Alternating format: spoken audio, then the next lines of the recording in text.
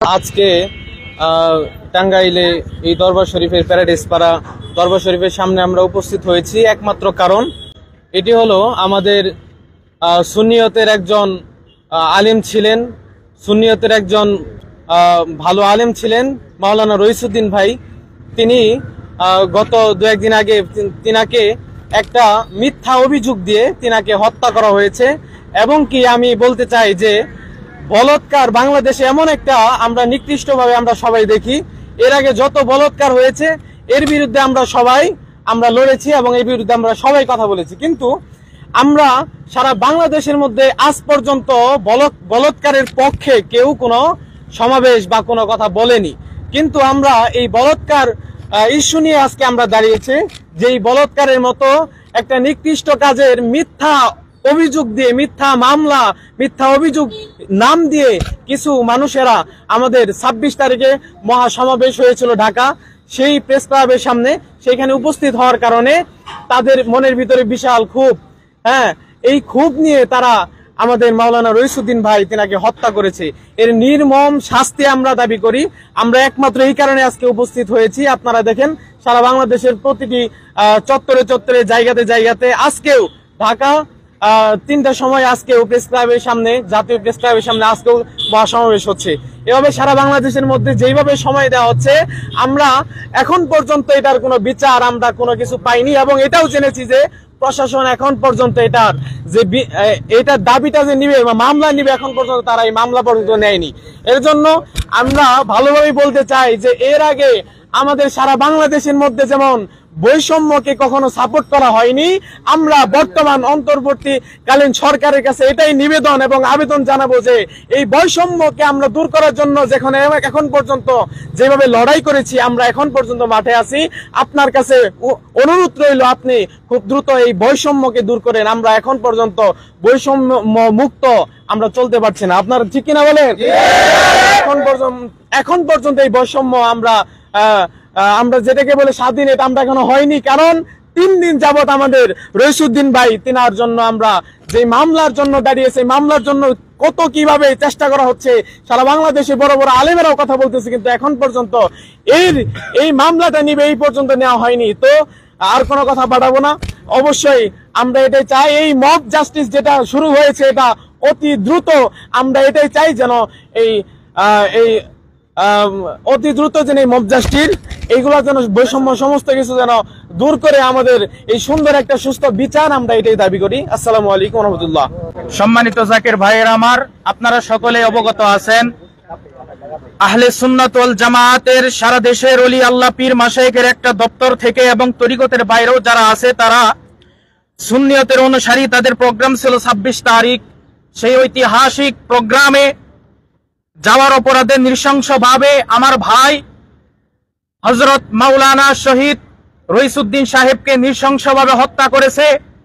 আপনারা সকলে দেখেছেন, আজ হতে প্রায় আল্লাহ রাসূল সাল্লাল্লাহু আলাইহি সাল্লাতু ওয়াস সালাম তিনার আহলে বায়াত হযরত ইমাম হুসাইন ইবনে আলী রাদিয়াল্লাহু তাআলা আনহু তিনাদেরকে যেভাবে কারবালার ময়দানে পানি 1 ফোঁটা পানি হয়েছিল, আপনারা সকলেই জানেন 1 ফোঁটা পানির জন্য ইমাম হুসাইন রাদিয়াল্লাহু তাআলা আনহু তিনার কলিজার টুকরা আহলে বায়াত হযরতে আলী আসগর রাদিয়াল্লাহু তাআলা আনহু 1 ফোঁটা পানির জন্য তারা কাতরাইতে কারবালার ময়দানে শহীদ হয়ে গিয়েছে। আমরা আজকে 1500 বছর পরে আমরা ঠিক সেইভাবে দেখতে পেরেছি। আজকে আমার ভাই শহীদ রইসুদ্দিন সাহেব, তিনিও সেইভাবে আমরা শহীদ মাওলানা রইসুদ্দিন সাহেবকে আমরা দেখতে পেরেছি পুলিশের গাড়ির উপরে তিনি বসেছিল। পুলিশেরা আমার ভাই মাওলানা রইসুদ্দিন সাহেবের তার মুখের কাছে পানির বোতল নিয়ে গিয়ে আমরা সেই কারবালার ময়দানে যেইভাবে হযরত আলী আসগরকে যেইভাবে শহীদ করা হয়েছিল, আমরা ঠিক সেইভাবে আমরা আমার ভাই মাওলানা রইসুদ্দিন সাহেবকে আমরা আজকে এই আখির জামানাতে এসে আমরা ঠিক ওইরূপ ভাবে কারবালার ময়দানে যেইভাবে নৃশংস করে আহলে বায়াতদেরকে, ইমাম হুসাইনের আহলে বায়াতদেরকে যেভাবে শহীদ করা হয়েছিল, আজকে আমরা সেইভাবে দেখতে পারতেছি। হযরত আলী আসগর রাদিয়াল্লাহু তাআলা তিনাকে যেভাবে শহীদ করা হয়েছিল, ঠিক ওইভাবে আমার ভাই শহীদ আল্লামা রইসুদ্দিন সাহেবকে ঠিক ওইভাবে হত্যা করা হয়েছিল। আমরা এই সরকারকে উদারতভাবে আহ্বান জানাবো, আমাদের ভাই মাওলানা রইসুদ্দিন সাহেবের অনতি বিলম্বে একটা মামলা নেওয়া দরকার। কথা কোন ঠিক কিনা? আমরা আজকে এই বিশ্ব ইসলাম প্রচারক দপ্তর টাঙ্গাইল থেকে আমরা উদারতা আহ্বান জানাবো, গোটা বিশ্ববাসীকে উদারতা আহ্বান জানাবো, যদি আমার ভাই মাওলানা রইসুদ্দিন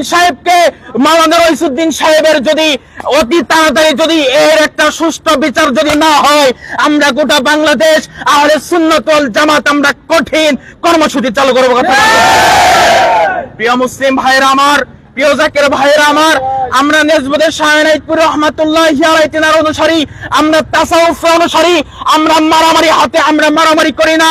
যদি শাহজালালের উত্তর ছড়িরা, যদি খাজানাইতপুরীর উত্তর ছড়িরা যদি মাঠে নামে, বাংলাদেশ হতে ওয়াহাবি খারিজিরা পালানো যাওয়ার সুযোগ পাবে না। কথা আমরা শাহজালালের উত্তর ছড়ি, আমরা খাজানাইতপুরের উত্তর ছড়ি, আজকে আমরা নেজবুদের শাহনাইতপুরের উত্তর ছড়ি হয়ে গোটা বিশ্ববাসীকে আমরা জানিয়ে দিতে চাই, আমরা মারামারি পছন্দ করি না, আমরা মারামারি পছন্দ করি না, আমরা তাসাউফ পছন্দ করি, আমরা ইলমে মারিফতের পছন্দ করি, আমরা মারামারি পছন্দ করি না। আমাদেরকে বাধ্য করবেন না। আপনারা সাগর দেখেছেন, সাগরের উত্তাল ঢেউ দেখেননি?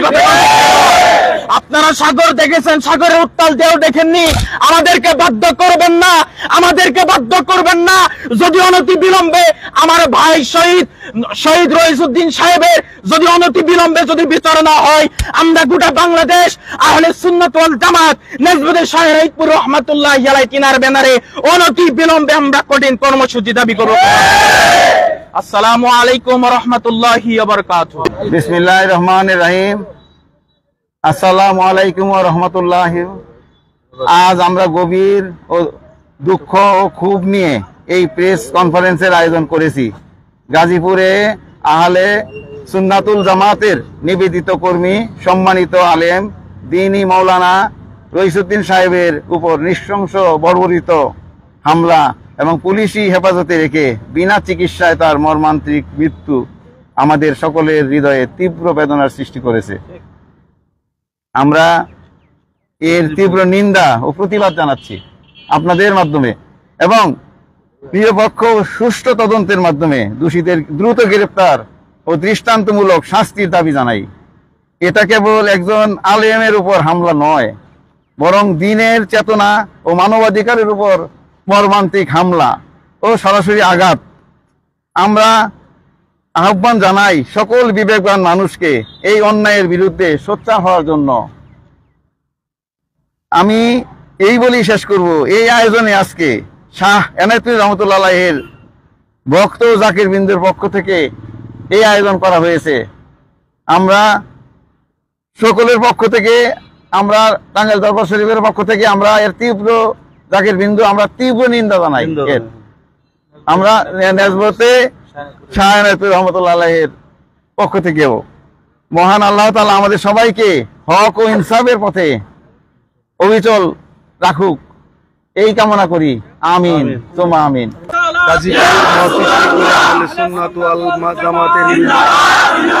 রইসুদ্দিনকে নির্যাতন করা এবং তদন্ত দাবিতে